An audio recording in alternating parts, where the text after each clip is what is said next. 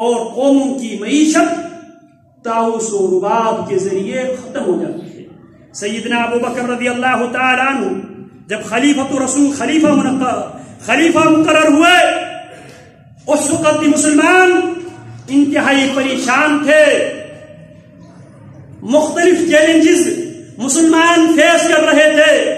ان حالات میں صدیق امت نے حل یہ بیان کیا، ایھا الناس فإنی قد ولیت علیکم ولست بخیرکم فإن احسنت فأعینونی وإن اسأت فقومونی الصدق امانة والكذب خيانة والضعيف فيكم قوي عندي حتى أرد له حقه إن شاء الله والقوي فيكم ضعيف عندي حتى آخذ الحق منه إن شاء الله لا يدعو قوم على الجهاد في سبيل الله إلا ضربهم الله بالذل ولا تشيع الفاحشة في قوم قط إلا عمهم الله بالبلاء أطيعوني ما أطعت الله ورسوله فَإِنْ عَصَيْتُ فَلَا طَاعَةَ لِي عَلَيْكُمْ۔ صدیق اکبر فرماتے ہیں خلیفہ منتخب ہوتے ہی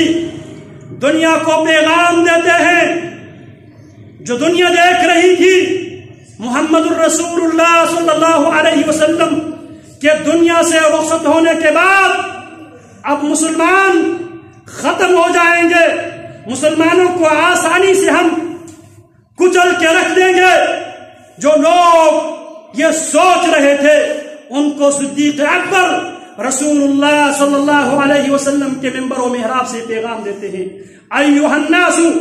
انی فإنی قد ولیت علیکم، لوگوں مجھے تمہاری ذمہ دار، تمہارے ولی امر، تمہارے خلیفہ مقرر کیا گیا ہے۔ اور صدیق اکبر کی عاجزی اور انکساری کا یہ عالم ہے، ولست بخیرکم، میں تم میں سے بہتر نہیں ہوں، فَإِنْ أَحْسَنْتُ فَأَعِینُونِی، جب تک میں احسان سے کام لو،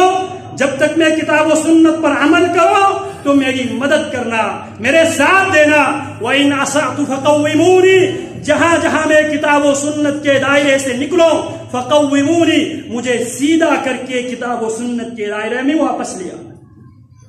الصدق امانہ، صداقت سچائی امانت ہے، والکذب خیانہ، جھوٹ دروغ گوئی خیانت ہے۔ پھر کائنات کے لوگوں کو یہ پیغام دیتے ہیں، والضعیف فیکم قوی عندی، جو مسلمانوں کو کمزور سمجھ لیتے ہیں وہ کان کھول کر صدیق اکبر کا اعلان سن لے، والضعیف فیکم قوی عندی، تم میں جو کمزور ہے وہ ابو بکر کی نگاہوں میں، ابو بکر کی نظر میں وہ سب سے طاقتور ہے۔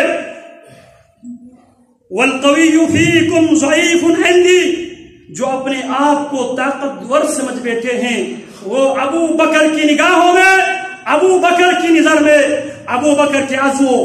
حوصلے کے راستے میں وہ کمزور ہے۔ اور ابو بکر رضی اللہ تعالی عنہ نے ان ظالموں کو ان کی اوقات یاد دلائے۔ 2.5 سال کے مختصر سی مدت میں 2 سال 4 مہینے کے اندر محمدی رگ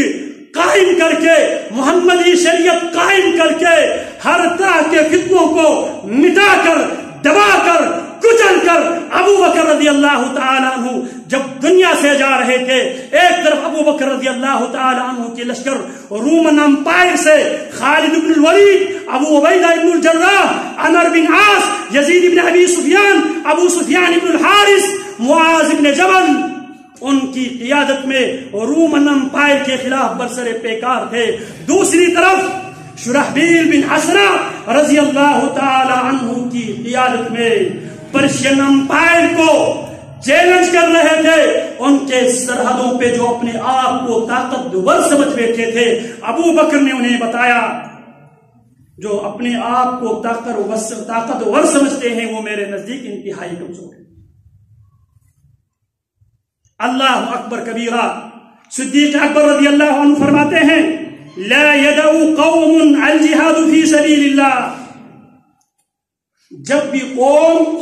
جہاد فی سبیل اللہ کو چھوڑ دیتی ہے تو قوموں کی مقدر قوموں کی قسمت کیا بنتی ہے؟ الا ضربهم اللہ بالذل، جب قوم جہاد و قتال سے پیچھے رہتی ہے تو اللہ رب العالمین ایسے لوگوں کو، ایسی قوموں کو اللہ ذلیل کرتا ہے، اللہ ان کو رسوا کرتا ہے، اور اللہ ان کے اوپر بندروں کی